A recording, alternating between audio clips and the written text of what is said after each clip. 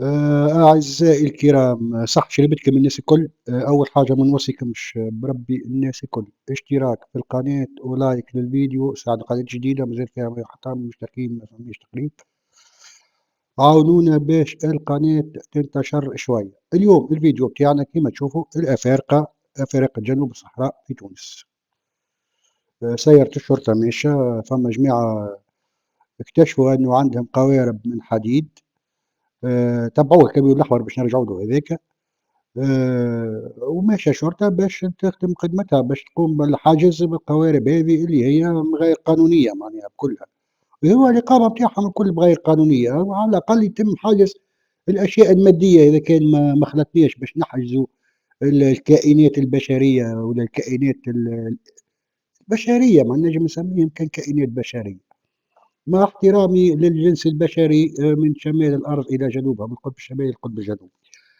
باهي يا سيدي، خلّيو الفيديو à part وهيا نمشوا نتبعوا واحدة، واحدة. كمين أحمر هذاك قُلت لكم تبعوه على خاطر الكميون لو كان الشيء هذا جا في تونس قبل الثورة، وقت ما كانت تونس قوة بالحق، قوة وبرشا دول تحاول باش تقلدها على الصعيد الأمني، وفيهم وقوة وكانت حتى سربيا كان القوات الخاصة التونسية تدرّب في برشا قوات خاصة في العالم، سربيا القوات نتاعها الخاصة نتاعها دربوها التوانسة، دربتها القوات الخاصة التونسية. رومانيا كيف كيف.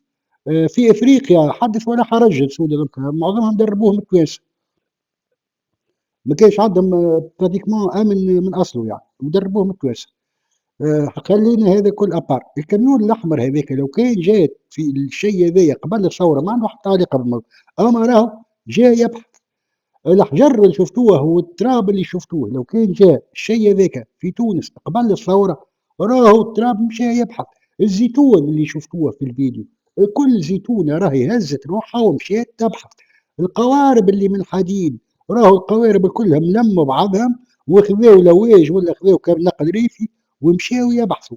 ثم دار كان شفتوها في الفيديو وحيوت جكوا الحيوت كيف كيف راهم مشوا يبحثوا. الشباك والباب راهم مشوا يبحثوا. اللي أي واحد عنده ماكينة نتاع صهودير في تونس ومعناها راهو مشى يبحث حتى هو، أي واحد يبيع في الحديد راهو مشى يبحث ومش باش يقفوا حد هنا كهو. أستراليا وما أدراك ما أستراليا، دولة أستراليا الشقيقة راهي الحكومة نتاعها جات تبحث. ايش علاقة أستراليا بالموضوع يا زين الدين؟ شبيك تخلوه؟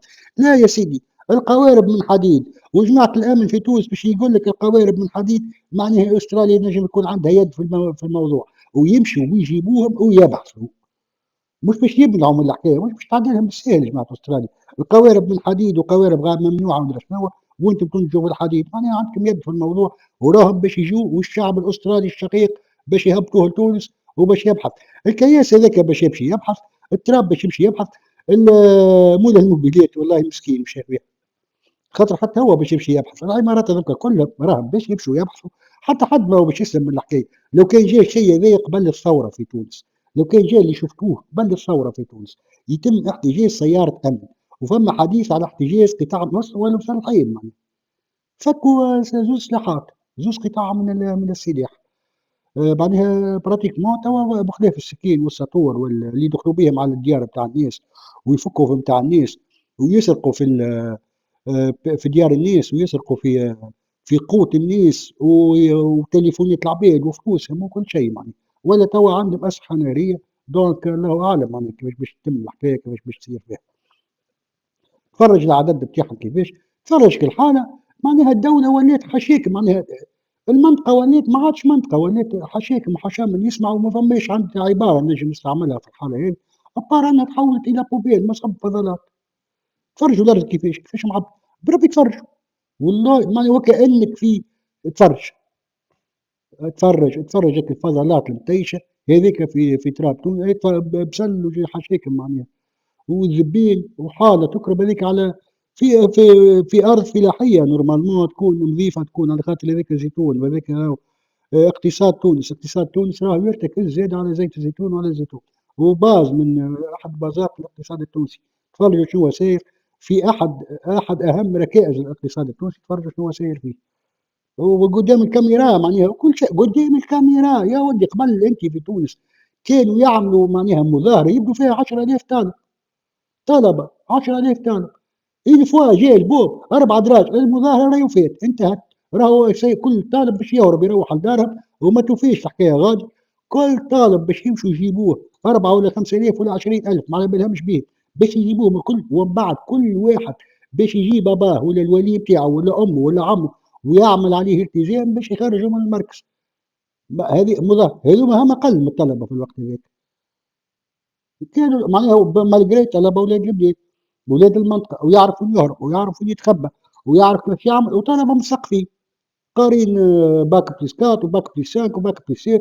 يعرف كيفاش يتصرف ويعرف كيفاش يمنع ويعرف كيفاش يتزكى ويعرف كيفاش يتخبى. ومالجري كيكا كانوا يجيبوهم طالب طالب ايتيديون ايتيديون. عملت اللي عمل المظاهرة واللي ما عملش واللي شارك واللي في باله بالمظاهرة ومشى يخبر عليها والناس الكل تجي. يبدو 5,000 طالب و6,000 طالب كلهم يجي. وين فواه بط البوب يبدو 5,000 طالب في البطح. المظاهرة حكم عليها بالإعدام ما عادش باش يصير بها حتى شيء. والناس كلها باش تروح باش تهرب وتروح. قاعد تفرج اليوم أقل من الطلبة في الوقت هذاك. وفي منطقة مفتوحة معناها ماهمش في مدينة ولا حاجة باش تخاف توا معناها تصير حوادث ويبدا شاق الكياس وكراب وكل تصير له حوادث. ما قريت في الوقت هذاك معناها 10,000 طالب ويسيطروا عليها المظاهرة. زوز كراه طابور يسكروها الدنيا كل والطلبة كل تروح 5,000 طالب و7,000 طالب و8,000 طالب.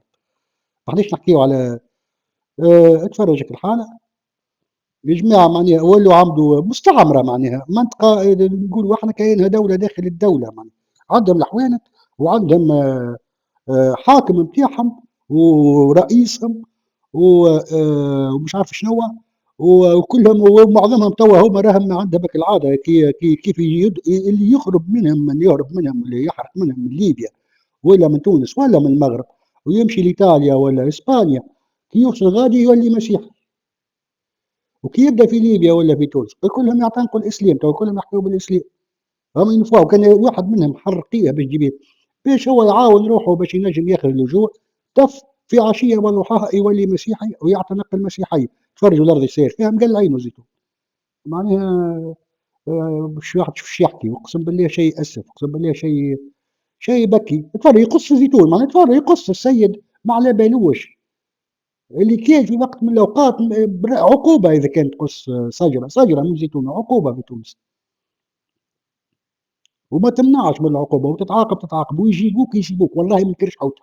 يجيبوك. وكان يبدا يدي مجرمه بالحق يخرج لنا من 10 وقول وتجيبهم وتهبطهم. يبدا بالحق معناها كيف الجيل ما شوفوا توا يذوب كيف اصل الملح.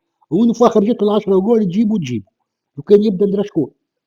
الارهابيين مشاو دخلوا لهم اللي في احداث سندس واللي ما يعرفش احداث سندس يرجع للتاريخ ويقرا احداث سندس. دخلوا لهم 70 كيلومتر في التراب الجزائري وجابوهم مسلحين بالار بي جي وبالكلاشنكوف وبدرا شنو وخالطت عليهم الفرقه التونسيه حرس الوطن التونسي ودخلت عليهم 50 ولا 70 كيلومتر في تراب الجزائر وجابوهم. وما جابوهمش لا مضروبين بالكرتوش لا حتى جابوهم احياء يرزقون وروحوا بهم لتونس وربطوا في تونس وتعاقبوا في تونس ولاباس عليهم. معناها سيطروا عليهم من غير يضربوهم بالكرتوش وشدوهم وجابوهم دخلوا عليهم الجزائر.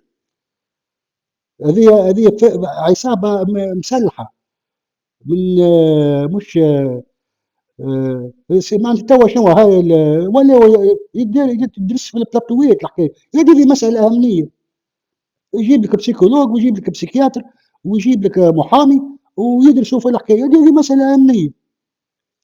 ويجيب لك عالم اجتماعي ويحب يقنعنا بطريقه او باخرى. وجماعه حقوق الانسان اللي هما يخدموا بها براهم يستثمروا فيهم على خاطر جماعه حقوق الانسان باش توا عالم يعلن لك صيحه فزع ولا فرقه مهددين ولا فرقه مهددين باش هو ياخذ تمويلات وياخذ من المنظمات والدول الداعمه والدول المانحه باش هو يدافع على الافارقه دونك عنده فيها واحد معناها هو يستثمر فيها الموضوع هذاك علاش هم يدافعوا عليه. اقسم بالله حاله ولا حاله هيك نشوفوا شيء يحمم القلب ولا شيء يحمم القلب. اقسم بالله شيء يحمم القلب. اللي عدي اقسم بالله والله واحد سكت ما عادش ينجم يحكي حتى شيء. ختاما السلام عليكم ونخليكم مع النشيد الرسمي التونسي.